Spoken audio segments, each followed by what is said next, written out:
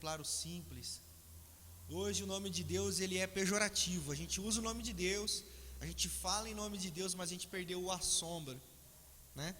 A gente perdeu a simplicidade da graça que há nesse nome. Virou corriqueiro. Ficou corriqueiro demais. Inclusive para nós cristãos, hein? Fechar? Pode. Ah, obrigado, Gleice. Boa. Não vai dar certo, né? Deixa eu tomar aqui, senão a irmã Cida chega. Tomou? Não tomei. Não posso mentir, falo tomei, não tomei. Obrigado, Gleice. Tá fazendo corrente mesmo, né? Isso, Neto. Boa, obrigado. Pode adiantar lá para aquele slide? Já no capítulo 5? Isso, boa. É aí mesmo. Estou só fazendo um remember aqui, né? Nós perdemos então essa capacidade. Lembra que nós falamos da simplicidade? Nós terminamos falando que poetas são mais importantes do que teólogos. Os poetas sempre foram mais importantes do que os teólogos, porque os poetas conseguem compreender a beleza de quem Deus é, e os teólogos conseguem apenas institucionalizar esse negócio chamado Deus. Isso é tão verdade. Quer ver só? Eu estava preparando a nossa reflexão de hoje à noite. Eu passo a semana inteira pensando no sermão. Escrevo, apago, estudo, leio, escrevo, apago. E você já pensou sobre o livro de Jó? Livro de Jó. Os teólogos eles ficam tentando comprovar ou mostrar se o livro de Jó, por que uma vez perguntaram se você fez teologia, eu falei fiz. Por que Deus restaurou tudo de Jó e não restaurou os filhos? Aí eu fiquei pensando, e eu respondi. Sabe o que eu respondi? Não sei. A Bíblia não fala nada, então eu não sei também. Mas você não fez teologia? Eu falei, eu fiz teologia, não me tornei Deus. Por quê? Porque o livro de Jó não está preocupado com a teologia.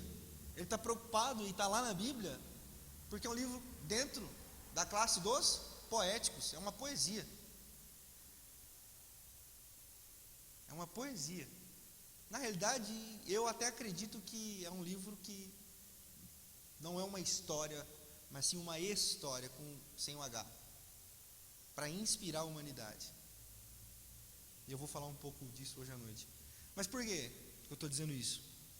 Porque a gente está mais preocupado com a Bíblia, com o livro propriamente dito, do que com o ensino das Sagradas Escrituras propriamente dito também. Então a gente fica assim, a gente está mais preocupado em como nós vamos usar o nome de Deus do que como nós vamos fazer com que o nome de Deus seja conhecido e adorado de verdade. Deu para entender? No PG nosso, eu compartilhei um texto do Ricardo Gondim. Eu mandei lá para você, François, você viu? O Ricardo Gondim fala assim, livre-se de gente chata. Gente chata é difícil de conviver, porque eles são chatos até nas conversas fiadas. Então não dá para você ter uma conversa tranquila, porque se você diz assim, eu vou à igreja, ele já solta, igreja somos nós, não prédio. Se você solta, poxa, eu estou meio angustiado hoje, ele já solta,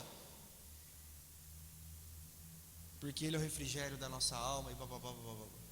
Então gente chata fica procurando versículo bíblico para tudo e acaba perdendo a visão de quem Deus é de verdade.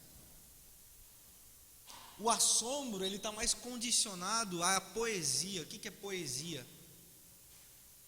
Poesia somos nós, a vida humana. Pastor, mas e aí? Tem coerência isso? Tem. Já falei para vocês, Efésios capítulo 2 versículo 10. Estou reforçando, tá? Fazendo um remember da aula passada, para a gente entrar aqui. O que diz o versículo 10? Porque somos feituras de Deus, preparados para boa obra de antemão, né? Fomos preparados de antemão para boas obras. Essa palavra somos feitura, diz assim, ó, nós somos poesia de Deus, no grego. Somos poesia de Deus, poesia manual, um artesanato de Deus. Então, quando nós dizemos assim, a poesia é mais importante do que a teologia propriamente dita, nós estamos dizendo assim, a humanidade, o senso de ser pessoa é mais importante do que a teoria.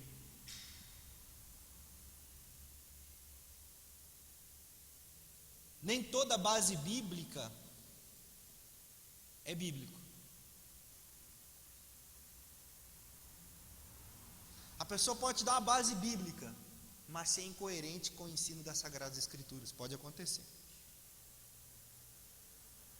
Já diria John Stott, a mente bíblica não é aquela que recita versículos, mas a mente bíblica é aquela que consegue compreender as Escrituras de forma holística. O que é holística, pastor? É integral, na totalidade. O assombro, ele está condicionado a essa concepção, e nós perdemos essa concepção com o passar do tempo. Deu para entender? Nós perdemos essa sensibilidade. Hoje a gente tem dificuldade para ouvir o som de um passarinho, gente. A gente prefere botar uma música gospel.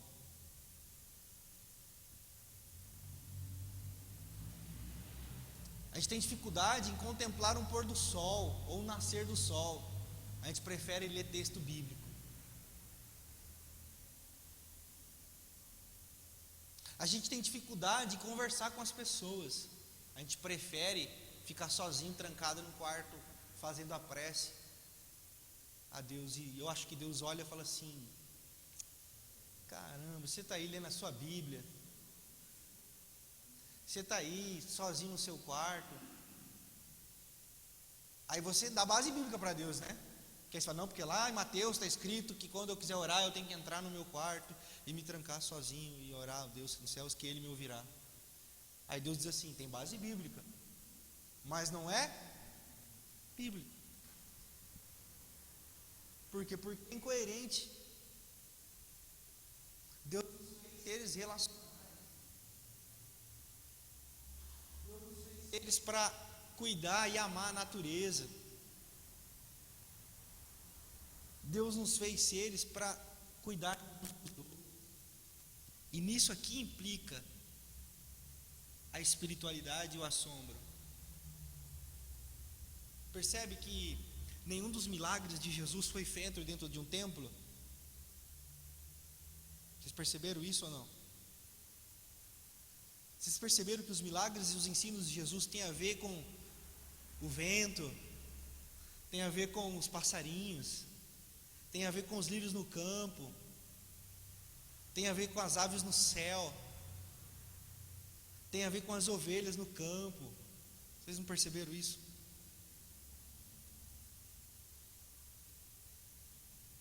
Vocês não perceberam que Jesus diz assim, eu não tenho onde reclinar a cabeça, quanto mais um quarto para orar. Deu para entender? Esse assombro vem dessa concepção aqui. Quando nós começamos a conceber isso, nós começamos a olhar a Deus com outra perspectiva. A correta. A correta, professor. Por quê? Porque nós começamos a ter assombro. Biblicamente, para nós entendermos, é o famoso temor. Não medo, mas temor. Temor tem a ver com admiração. Temor tem a ver com reverência. Temor tem a ver com um assombro da grandeza de quem Deus é e da pequenez que nós somos. Vou dar um exemplo pessoal. Quando eu tenho um contato com o mar, eu me perco de mim mesmo. Quando eu tenho contato com o mar, eu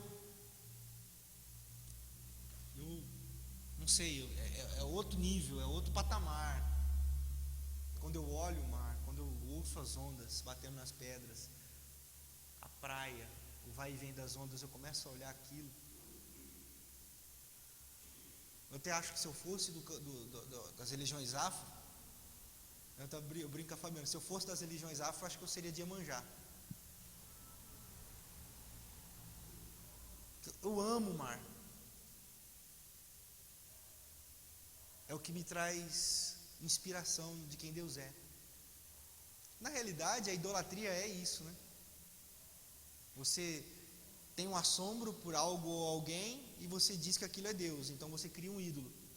O que é adoração? Adoração é quando você atribui a adoração a quem de fato merece. Fazendo um parênteses, né? Por que o pessoal adora Iemanjá? Porque contemplam o mar e tem essa perspectiva também com o mar. Só que eles acham que o Deus deles é quem? O mar. Fazem isso com o sol, fazem isso com a lua, fazem isso com vaca, fazem isso com o pastor, fazem isso com denominação, fazem isso com a igreja, fazem isso com tudo.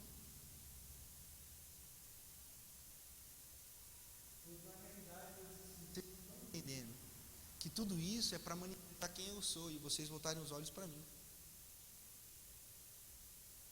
Fazem isso com a Bíblia. Os famosos bibliólatras, que é a idolatria da Bíblia. Entendeu? Esse assombro nos leva para essa perspectiva.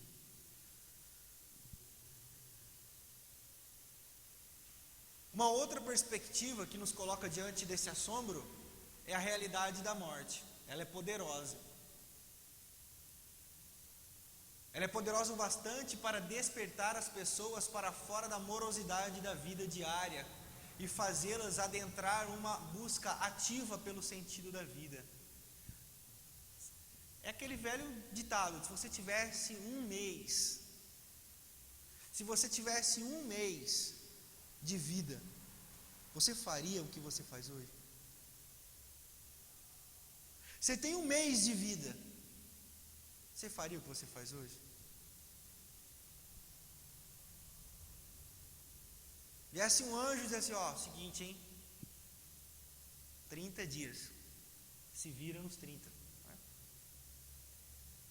O que você faria?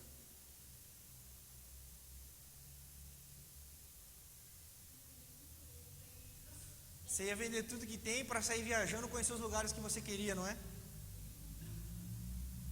Você ia pedir perdão para quem você tem que pedir perdão, não é? Você ia se reconciliar com quem você tem que se reconciliar, não é? A realidade da morte, ela nos traz essa perspectiva, esse temor, esse assombro.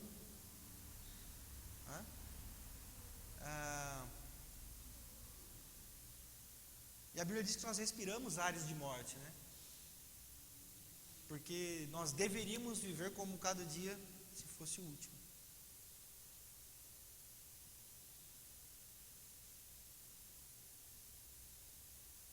Passa para mim, Neto.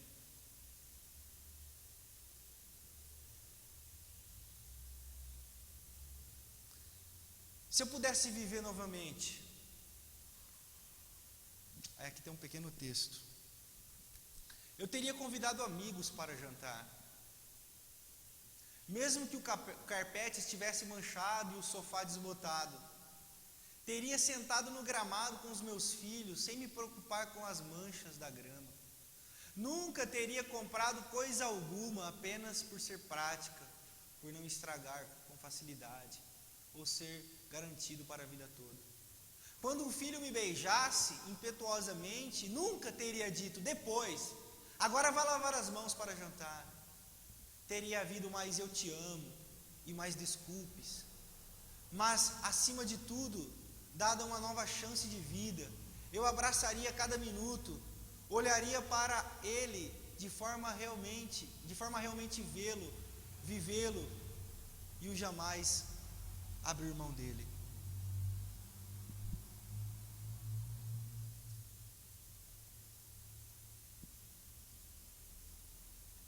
Irmãos, por que a gente perde tanto tempo com coisa inútil, hein?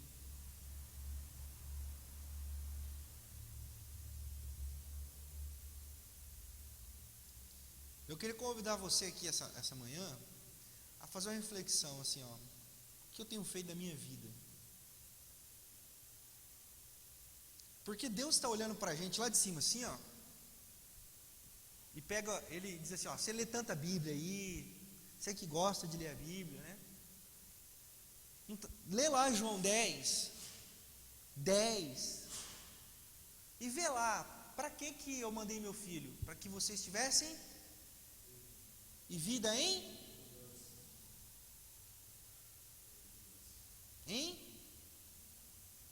abundância. Algumas traduções vão dizer plenitude. Só que a gente não faz isso. A gente perde os prazeres da vida em nome de uma religião, em nome de um conceito moral.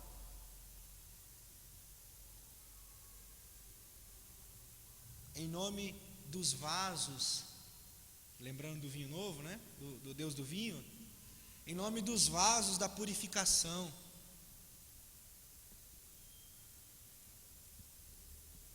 A gente perde de estar com os nossos filhos.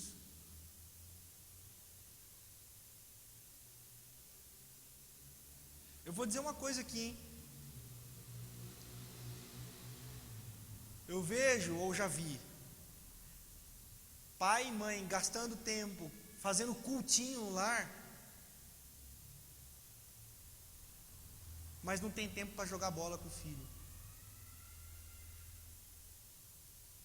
Gasta tempo e dinheiro comprando 200 Bíblias da criança, mas não é capaz de gastar o dinheiro levando o filho no parque para comer algodão doce.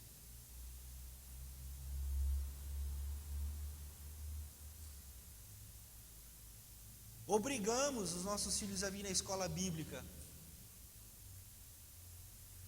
mas não nos obrigamos a entrar no mundo deles para estar com eles. Aí depois reclama lá na frente, eu não sei o que eu fiz de errado, mas meu filho não quer saber de Deus, não quer saber da igreja, não quer saber de religião, virou ateu. Ah, você não quer? Ah, é? Você não sabe o que aconteceu? Eu vou te contar o que aconteceu. Estou falando no âmbito familiar, mas tem várias coisas. Você pode se autoexaminar aí e partir dessa premissa. A morte, ela não é só o fim da vida. A pior morte é aquela que acontece na vida.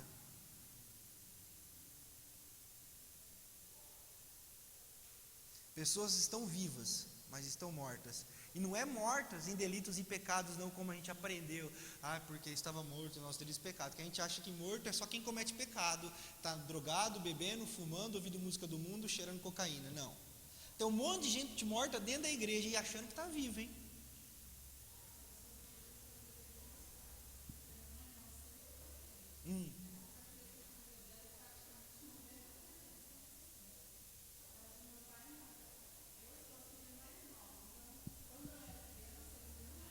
Certo.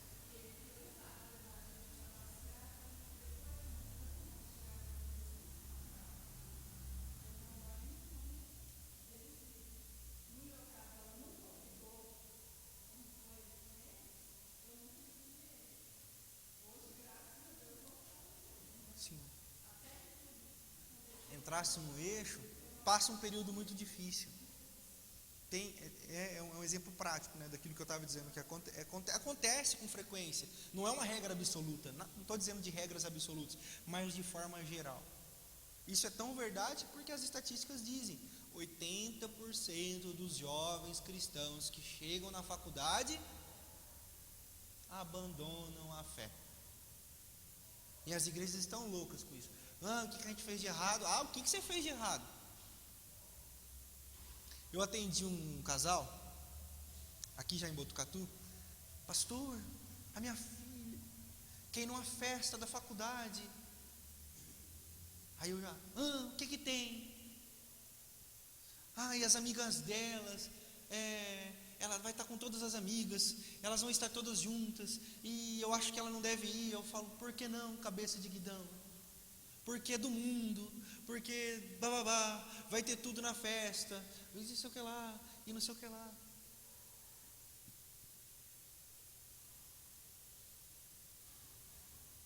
Ela está me insistindo, está pedindo, já brigou comigo, eu já briguei com ela. Eu falei, vocês estão brigando por causa do quê? Está brigando porque eu acho que ela não deve ir. Ah, e por isso vocês estão brigando? Vocês estão brigando por causa disso. Não, vocês estão brigando por causa de um conjunto moral. Vocês estão brigando por causa de um conjunto de regras.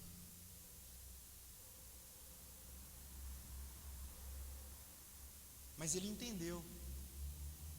Conversei com ele, ele entendeu. Ele falou, né, pastor? É maior. Eu falei, é maior. É bem maior o conceito do que o ir ou não ir. O conceito é maior, o conceito implica relacionamento, o conceito implica a vida dela, o conceito implica a dependência dela, a independência dela, o conceito implica a nova rede de relacionamentos que ela vai ter.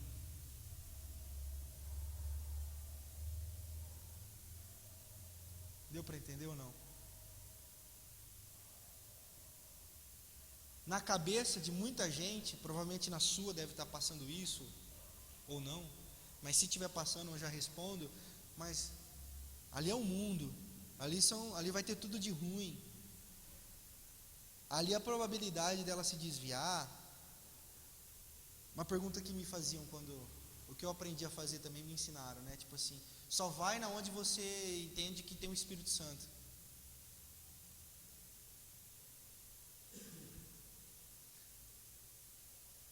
Mas, quando eu jogava ainda, né? Eu era jogador, tal, sempre gostei do pagode.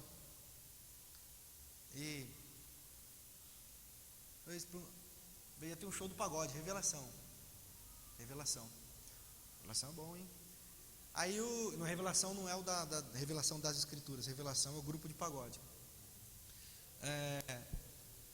Aí eu perguntei lá na igreja para alguma mulher lá que eu ia, ela falou assim, filho, se você entende que o Espírito Santo ia, você vai. Se você entende que ele não ia, você não vai. Pô, o que eu aprendi? Aprendi que o Espírito Santo não habita em meio aos escarnecedores, então não vou. Então, se o Espírito Santo não está lá, quem que vai estar? Capiroto. Opa, então eu não vou onde está o capiroto. E a gente se molda nesse negócio. Entendeu? A gente se molda, a gente se blinda. A gente não combate a futilidade. A gente não combate o vazio. Nós combatemos o ato moral. Depois que eu me converti ao Evangelho de verdade, eu entendi assim, eu não vou num show de pagode, como eu também não vou num show gospel, porque eu acho uma tremenda bobagem. Eu não preciso de ir num show para me sentir bem, nem gospel, muito menos gospel, porque é tudo igual, viu? Tudo igual. A menina aqui usa a faixinha Revelação, a menina aqui usa a faixinha Aline Barros. Aqui ela grita, Revelação, eu amo você, eu vim aqui só para te ver. Aqui ela grita assim, ó, Aline Barros, eu amo você, eu vim aqui só para te ver. Mesma coisa. Só que a gente entende que aqui faz bem nada, é um lixo do mesmo jeito. Não a cantora, desculpa, não é nada contra a cantora, né? É como diria uma frase que eu vi pichado no muro, né? O problema não é Jesus, o problema é sempre o fã-clube. O fã-clube que ferra, que lasca o negócio. Então, esse conceito é um pouco maior e mais profundo. Então, quando eu digo não faça, não vá, eu não estou trabalhando o conceito de preenchimento, eu estou trabalhando um conjunto de regras. E aqui desse lado, no assombro, eu começo a contemplar e a me preencher com o que realmente me preenche: a contemplação do divino, a simplicidade da vida, verdadeiros relacionamentos. Que na realidade, o exemplo da moça é o que ela estava querendo. Ela estava querendo se relacionar, ela está querendo novas amizades. Ela não está indo por causa da festa, ela quer novos relacionamentos, ela quer novas perspectivas. E impedir isso é sacrificar o evangelho em nome de um conjunto de regras.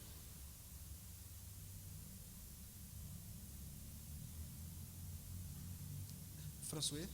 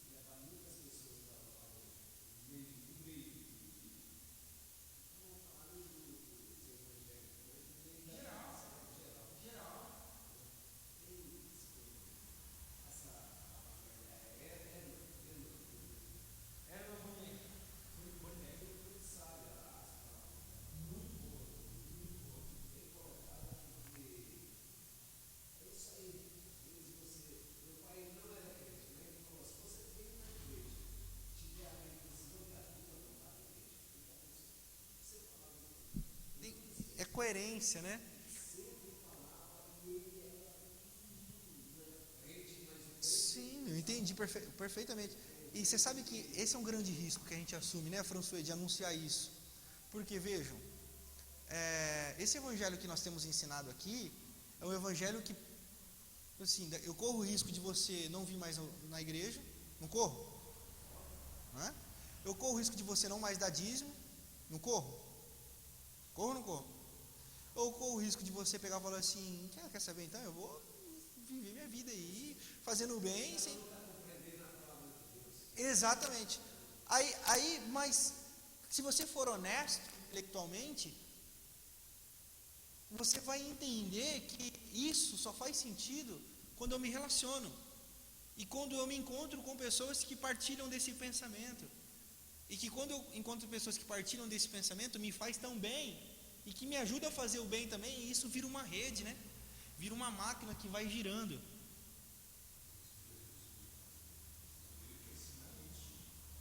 Eu-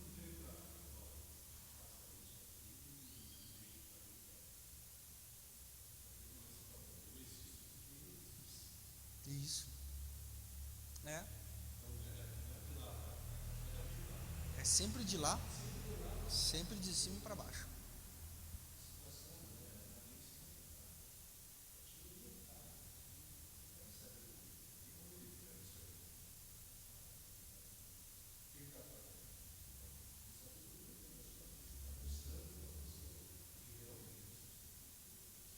Exatamente.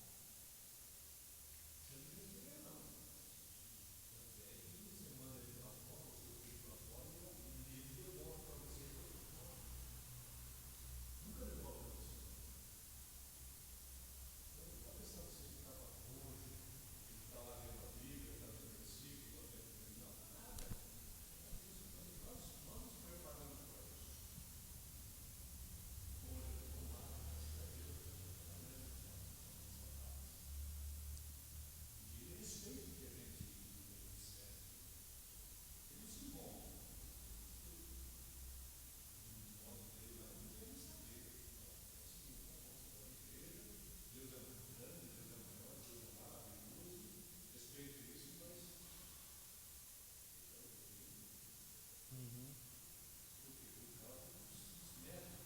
Sim, sim. Você conseguiria, né?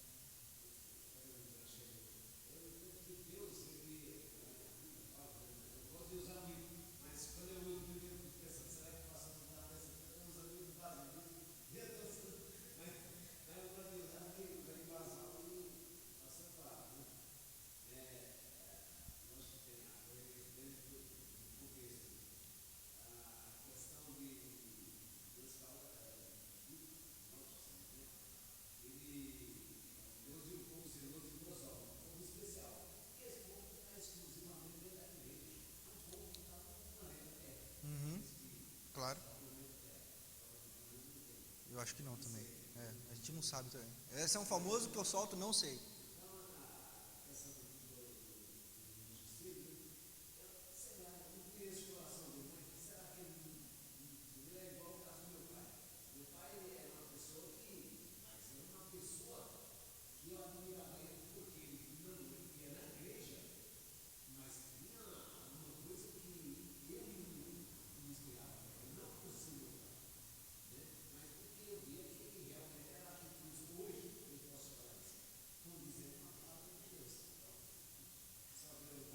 Só Deus.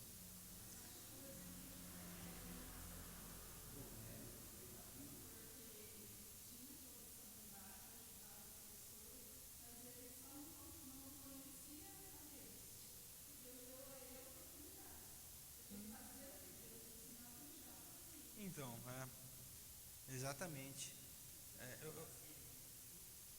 É, não conhecia como, né? Uma coisa, uma frase muito legal que eu já citei aqui numa reflexão, de dois teólogos católicos que discutiam muito sobre igreja, ser e pertencer.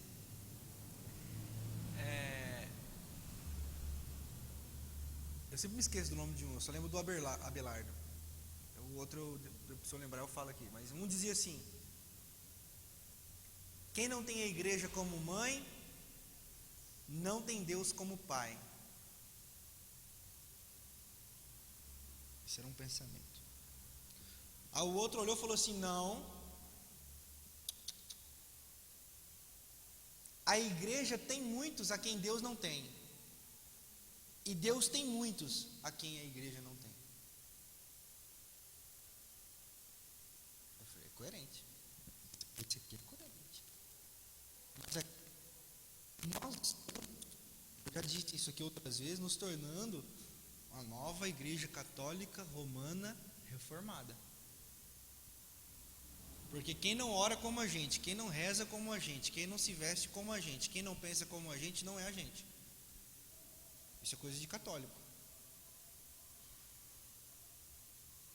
Isso é coisa de católico. Os católicos que gostavam de chamar os outros de herege. Católico, quando você vê assim na Idade Média, queimavam as bruxas. Não era bruxa, não é porque ela fazia bruxaria. Elas eram rotuladas de bruxas porque elas se levantavam contra a opressão da igreja. Aí queimavam. Por que estão queimando essa mulher? Ela é bruxa. Ou ele é herege. E os crentes hoje estão nessa. Quem não fala como ele, quem não ensina como ele, quem não prega como ele, é um herege. Só não tem fogueira, literal, porque as outras fogueiras tem tudo: maledicência, inveja, fofoca, tem tudo.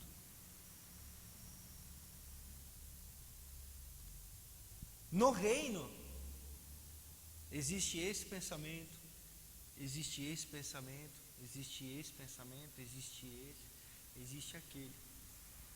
Todos nos levam à compreensão do divino por um único e vivo caminho.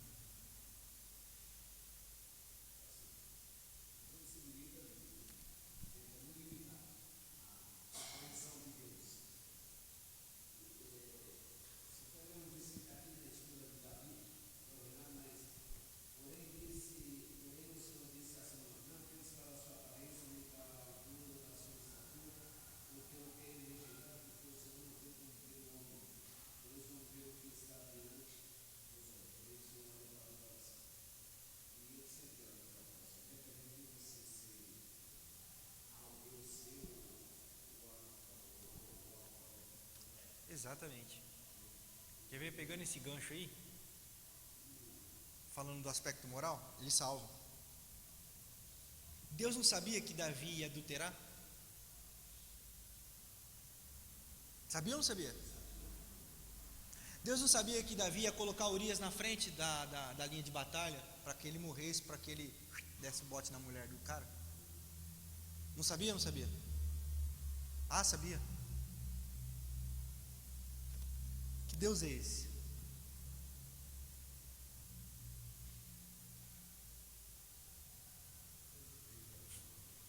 Que Deus que é esse? Por que a gente não evidencia esse Deus? Por que a gente tem problema com essa mensagem de que Deus aceita o pecador? Com o pecado dele?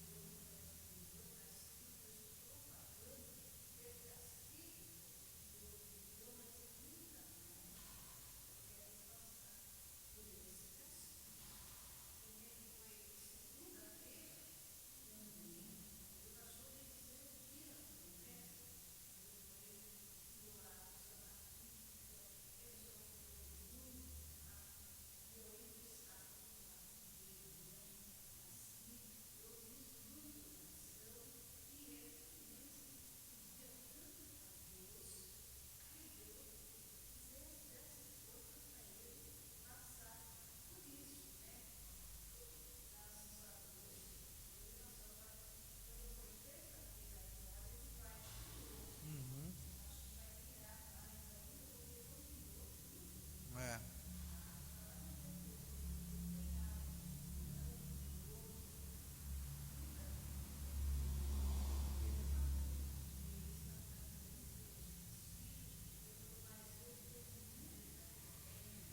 É.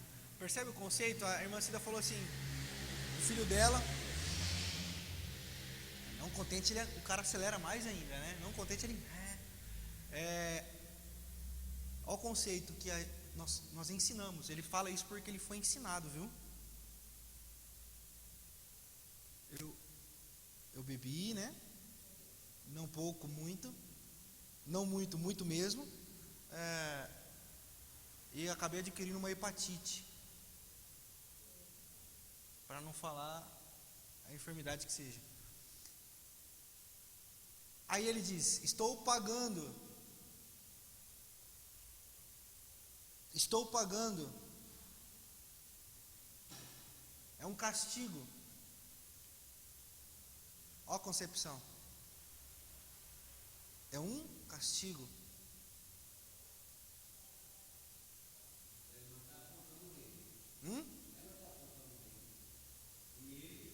Sim, não, ele foi ensinado. E provavelmente. Não, mas provavelmente. Sim.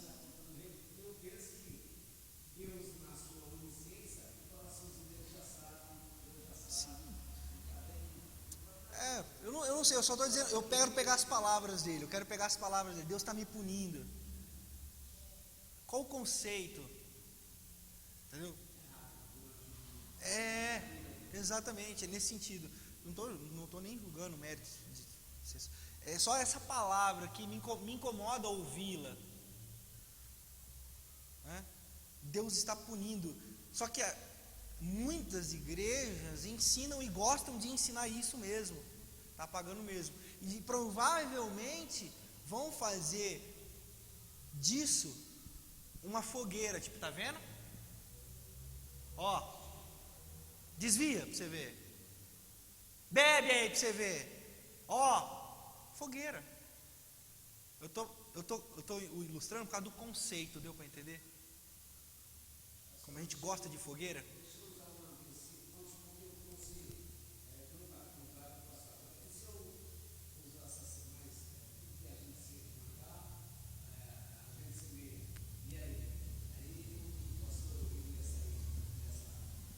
Sim.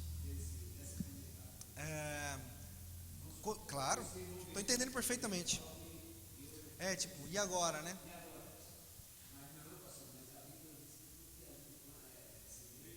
É, exatamente. Quando nós somos criados, nossa mente é limitada no sentido de amor. A gente não entende o que é o amor. E dentro do aspecto do amor existe um subaspecto chamado liberdade. Eu até vou falar um pouco disso hoje à noite. E dentro desse espaço da liberdade acontecem coisas boas e coisas ruins. E Deus não interfere. Porque é necessário que aconteça coisas boas e coisas ruins. Por quê? Porque nós não somos robôs. E dentro desse coisas boas e coisas ruins, eu semeio e planto. E colho também. Mas por causa da minha liberdade, eu não posso culpar Deus por algo que eu estou, por exemplo, no caso dele, é um caso específico. Eu bebi e estou com hepatite. Aspas, hepatite. Então, no seu espaço de liberdade, você fez um mau uso dela. Não é castigo. A escolha foi dele, ok? Só que não podemos usar esse espaço de liberdade para julgá-lo como comunidade ou supor que Deus está o julgando. Respondi? Deu para entender a coerência do pensamento?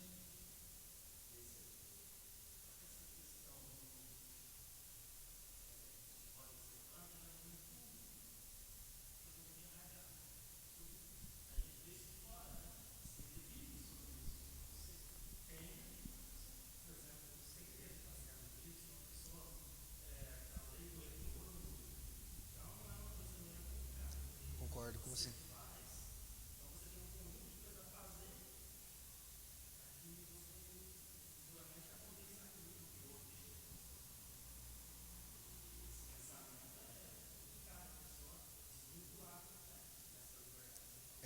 Exatamente. Por isso que é importante, o Milton colocou aqui uma questão muito legal, porque isso a gente traz para todas as áreas da vida, né, Milton? Só que o que é importante a gente saber, e isso aqui é uma lição, gente, grave isso. Esse espaço da liberdade é um espaço da liberdade. Ela não é o todo de Deus. Quando eu coloco esse espaço da liberdade como um todo de Deus, eu começo a condicionar a salvação. Aí vira meritocracia. Aí vira assim, você quer o bem? Faça o bem. Sim. Então, e é o todo. Não é o todo, é um espaço. Só que nós temos que interpretar o todo, conscientes desse espaço. E existem coisas nesse espaço, e eu vou falar bastante disso hoje à noite. Eu sempre antecipo a noite, né, um pouquinho, né? Mas é só para dar aquele. E acontecem coisas nesse espaço que vão acontecer, boas e ruins.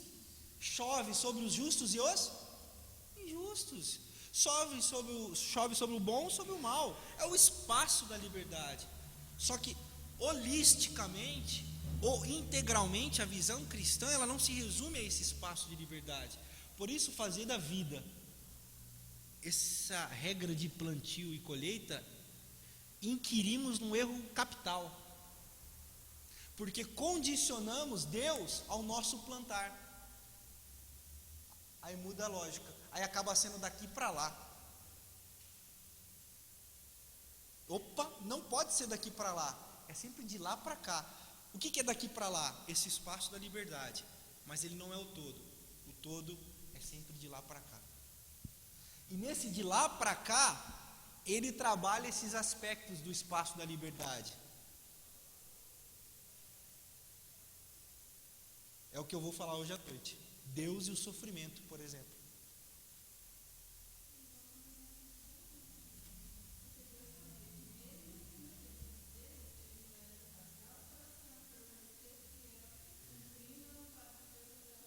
Né?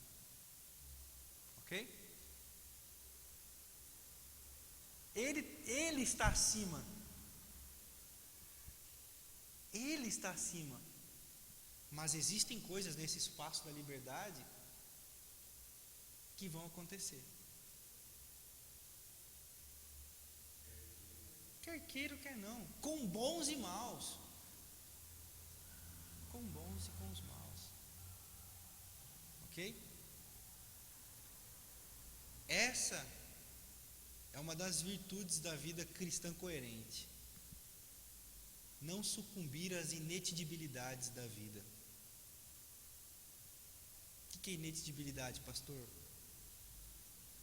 É coisa nova acontecendo todo dia. Boa e ruim. É mentira que você conversa para acontecer coisa boa. É mentira. É mentira. Primeiro, que você não se torna o Espírito Santo, nem auxiliar dele. Você vai continuar pecando. Ou estou errado? Alguém aqui não peca?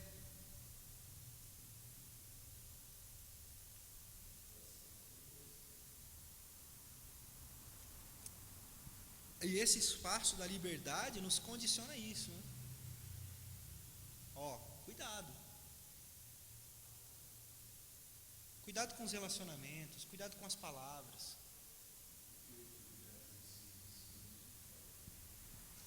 Regras.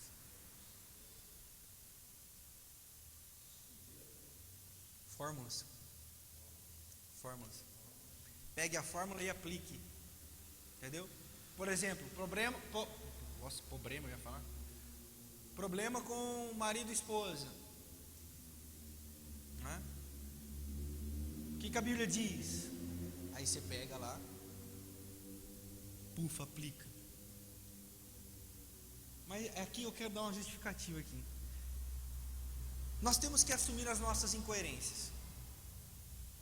Nós estamos falando de coerência, nós estamos falando de buscar sentido, mas honestamente, nós vamos ter as nossas incoerências.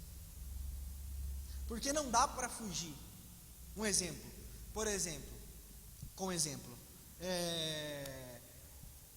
a questão de disciplina na igreja.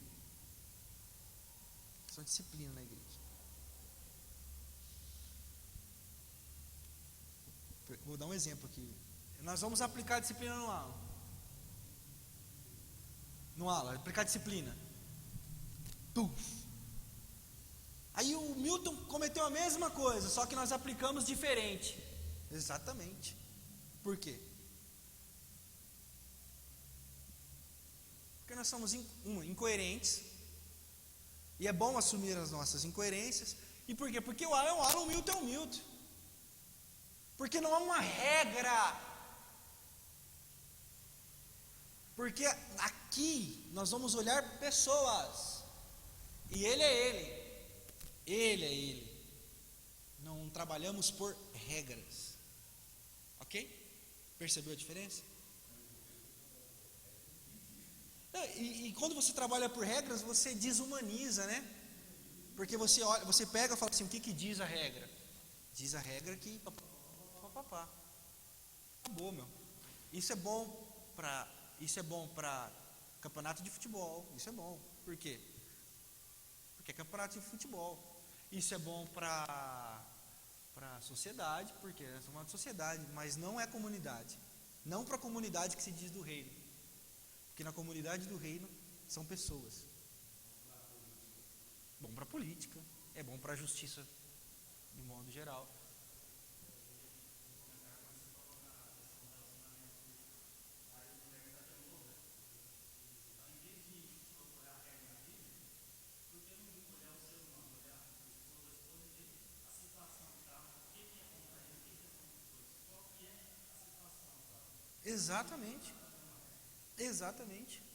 Exatamente. Mas o que a galera pega?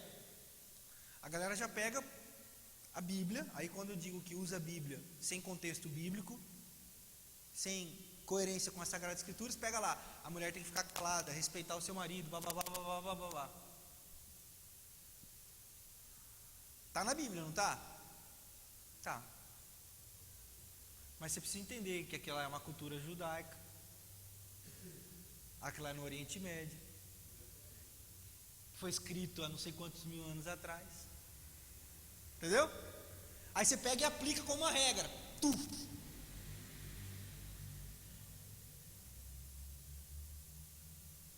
Dá problema, gente. Dá problema.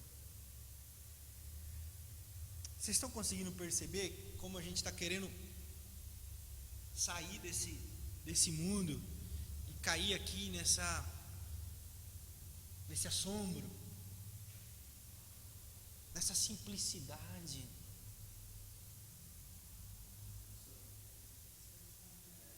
É difícil sair do mundo de regras. Nós ansiamos por isso. Nós ansiamos por isso.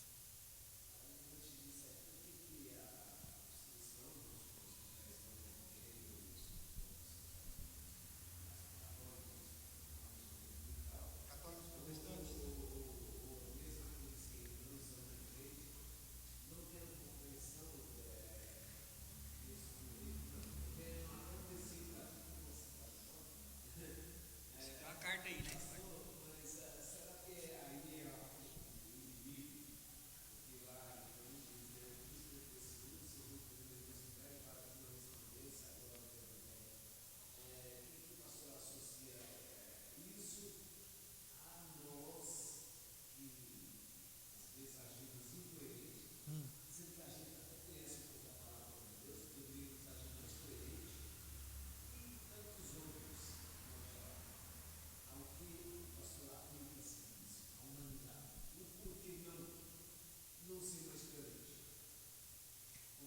Compreendi.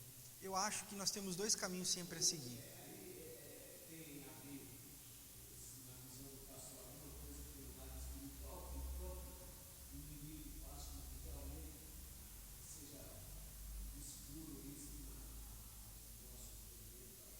Eu acho que tem dois caminhos. Primeiro é o caminho da religiosidade. Esse caminho da religiosidade ele é muito perigoso, porque ele nos tira a humanidade e nos torna soberbos. Você dificilmente vai ver um religioso pedindo perdão e desculpa por ter errado. Ele vai buscar versículo bíblico para o erro dele. Ele não assume um erro. Ele tem dificuldade em lidar com o erro. Eu não erro, porque a Bíblia não erra. Nós precisamos começar a assumir os nossos erros. Eu acho que o diabo está aqui, escondido aqui, nos versículos bíblicos, nas bases bíblicas, na não humildade, na soberba, no apontar. Eu acho que o diabo se esconde aqui. Eu acho que aqui, nessa linha, é importante nós dizer assim, ó, eu errei, cara. Eu errei o versículo, eu interpretei mal, eu sou incoerente tem hora. Me desculpe nas minhas incoerências. Nisto aqui o diabo é envergonhado, François. E nisso que o diabo é envergonhado, eu consigo refletir a glória de Deus.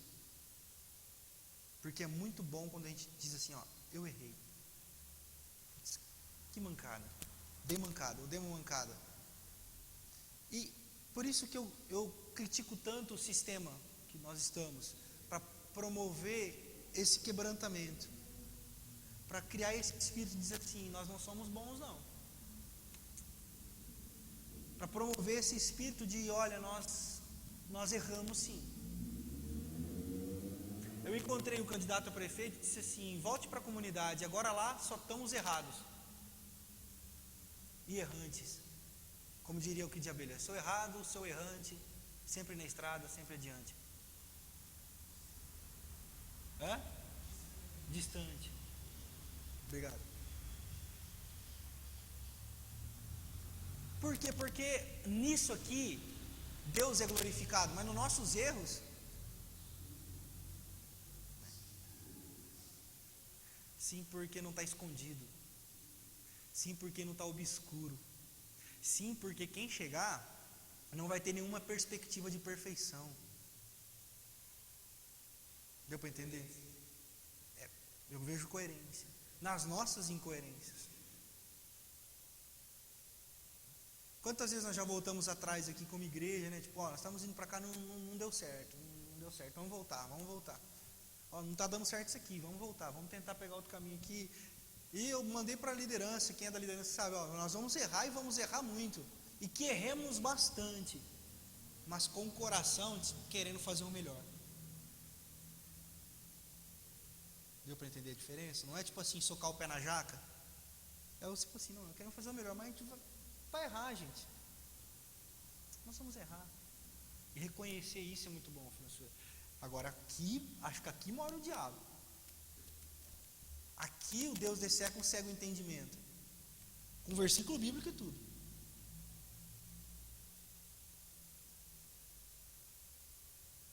Deu para entender ou não? Deu para entender? Alguma dúvida? É bom dúvida, que a gente consegue responder. Às vezes a sua dúvida é a dúvida de quem está do lado, mas às vezes fica meio com vergonha de perguntar. Dúvida.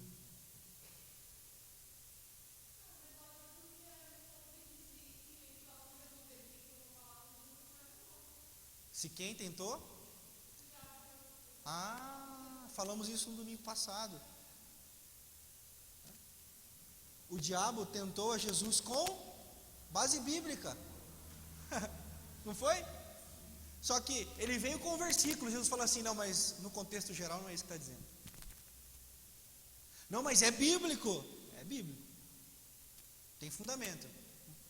Mas calma lá. Não tem coerência.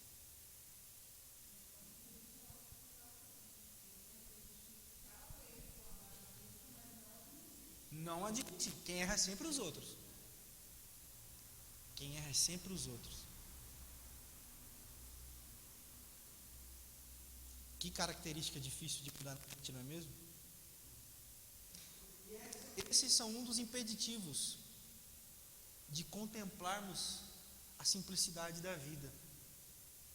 Porque a gente acaba almejando uma perfeição utópica. E nesse almejo de perfeição utópica, a gente acaba botando fardo no filho, fardo na esposa, fardo no marido, fardo no genro, na sogra, no neto, na neta, no vizinho, até no cachorro. Ô demônio, vou orar pelo cachorro. Isso é vida pesada. Uma vez, pastor, o senhor ora pelo meu cachorro? Orar pelo cachorro, irmão. Existe um hospital diaidético na África do Sul para crianças que nascem com AIDS. Eu vou orar pelo seu cachorro.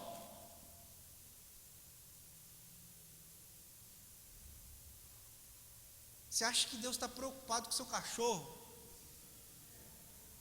Existe um negócio chamado ego, que aí entra a nossa verdade, o nosso eu, a nossa base. A gente acha que o mundo gira em torno do nosso ego. Eu vou ser um pouquinho mais radical. Não há base bíblica para a gente pedir emprego. Não há base bíblica para a gente pedir comida.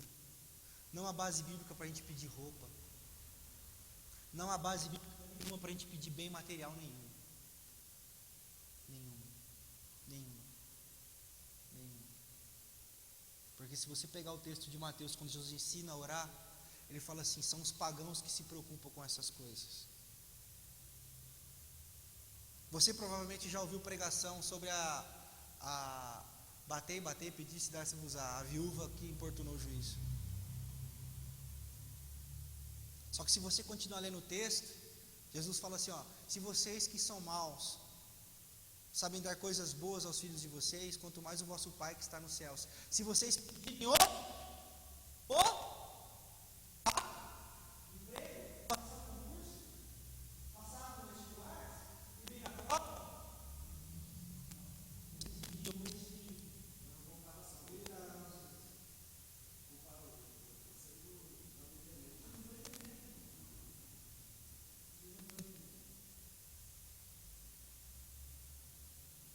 já expliquei sobre o pão nosso de cada dia. Então, a gente acaba fazendo uma bagunça lascada, com base bíblica e tudo. E tem base bíblica para a nossa bagunça. Com bastante Bíblia, bastante fundamentado, mas que provocam uma confusão espiritual, social, eclesiástica, mental, bestial. Põe confusão nisso, né, Milton?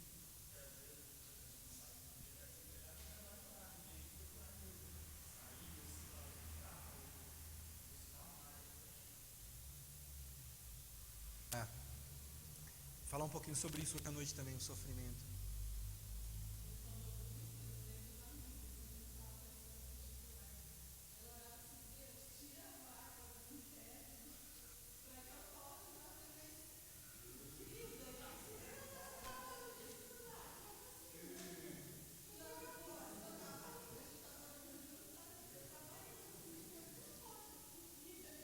Vocês estão vendo como eu não forço as coisas acontecem mesmo? Boa, bom exemplo, Gleice. Obrigado. Que oro 4 por dia. Basicamente isso.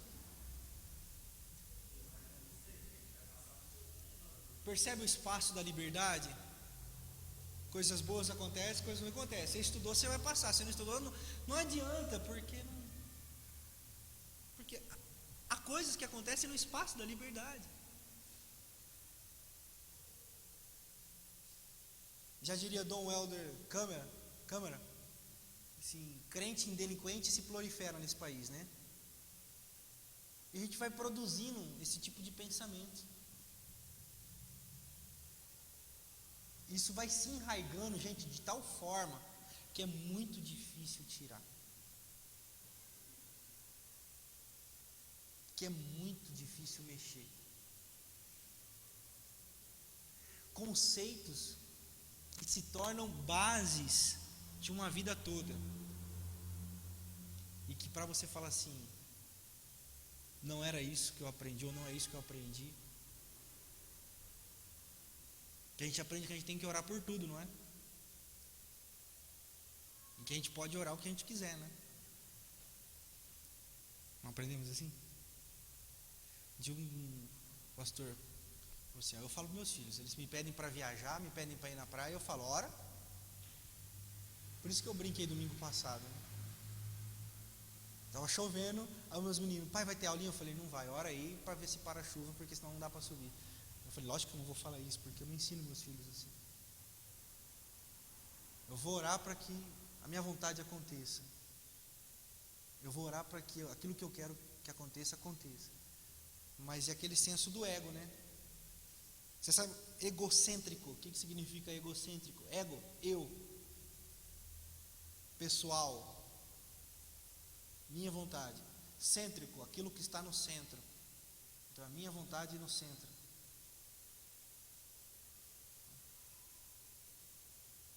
A mente cristã é uma mente integral.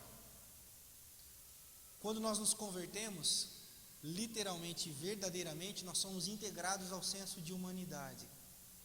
A minha oração tem que fazer sentido com o bem da humanidade, não com o meu bem só. Olha só que interessante isso.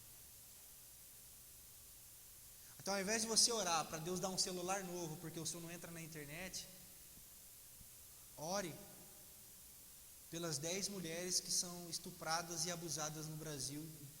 A cada 10 minutos uma mulher é estuprada e abusada no Brasil. Ore por isso.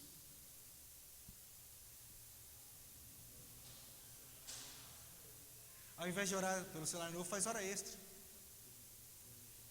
É simples. Não é? Deu para entender? Então, esse lado aqui, nós caminhamos para cá, né? É o buscar o reino de Deus e a sua justiça. Serão acrescentados. O que é justiça? É a igualdade social, é a dor do próximo. Justiça é isso. O lar, né? Lá na creche, né?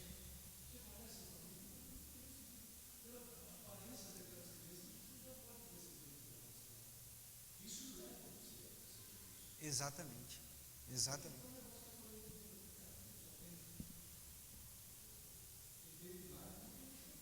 Só entende lágrima quem já chorou. Exatamente. Então, o converter-se é isso. É tomar a nossa cruz, o nosso eu, e sentir uma dor das pessoas. Hã?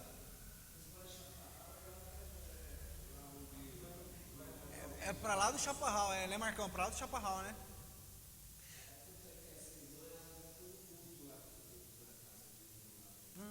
Foi lá? É Cida. É Cida. Isso. Vamos lá. Nós já estamos encerrando, já são 11 horas. Hoje fluiu, hein? Bom demais, muito bom. Bora passa, né? Então a gente vai parar por aqui. Tem mais quantos slides, Neto? Qualquer coisa a gente continua na aula que vem, não tem pressa não. Mais dois? Não, a gente continua e manda bala na aula que vem. Pessoal, ficou alguma dúvida? Eu peço que vocês, depois isso vai estar no nosso canal no YouTube, se possível assista novamente. Rumine isso, rumine. Tá, as aulas EBD são todas gravadas. Não é transmitido ao vivo, mas fica no canal no YouTube. Oh, boa, boa. Caçar umas confusão por lá em Carapicuíba também. Chega com nós. Você é doido, mandou aquele negócio lá. Mas é legal, tem sido bênção. Eu vou dar o testemunho. Tá no meu celular aqui. Vários jovens lá da minha região lá, estão acompanhando, ouvem as pregações. Há uma escassez de comunidade lá, comunidade relevante mesmo assim. E a galera jovem é ansiosa por isso. Então os caras estão se envolvendo com a nossa comunidade, agradecem a Deus pela nossa igreja, por esse ministério de comunicação. São palavras deles mesmo, né? Então a gente agradece a Deus por isso. Alguma dúvida? Ficou alguma dúvida? Qualquer coisa estou à disposição. Um dia eu perguntei, alguma dúvida, pessoal? Todas? Mas qualquer coisa estou à disposição no particular, no pessoal. Vocês têm meu WhatsApp, qualquer coisa pergunta. Tal.